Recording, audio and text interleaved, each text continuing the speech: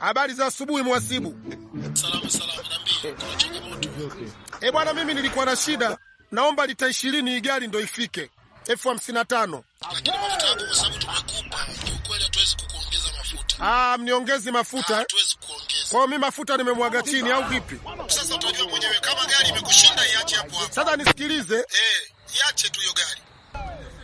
Ili gari niliacha hapa au vipi? Ndio. Wewe iache tu.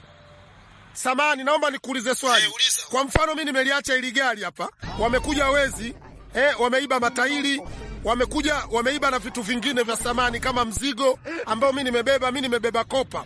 Yaani kampuni inakuwa imefaidika na nini? Sasa hiyo ni hasara, sasa inakuja hasara. Sasa mimi litani mileage yangu 400,000 hapo. Sawa? Wewe kunigea F55 mimi nifikishe mzigo, kunakuwa na hasara gani mpaka tuje kumfaidisha mwizi? Basi sawa, ngoja tukupe lita 20 ufikishe mzigo. Unanipa lita 20 au vipi? Sasa hiyo lita 20 mtafute shangazi yako mgee. Sasa umenielewa? Sasa mbona unajibu kwa hasira tena? Sasa ndugu yangu, wewe mhasibu unafanya nini hapo ofisini? Hivyo unashindwa kupiga hesabu mzigo uliobeba thamani yake na mafuta nayoomba. Hapo sawa. Sasa hapo ofisini unafanya nini? Sikiliza baba. Mnakuja kutia kiwingu tu hapo, madereva wasifanye mambo yao muonekane kama mshamba nini?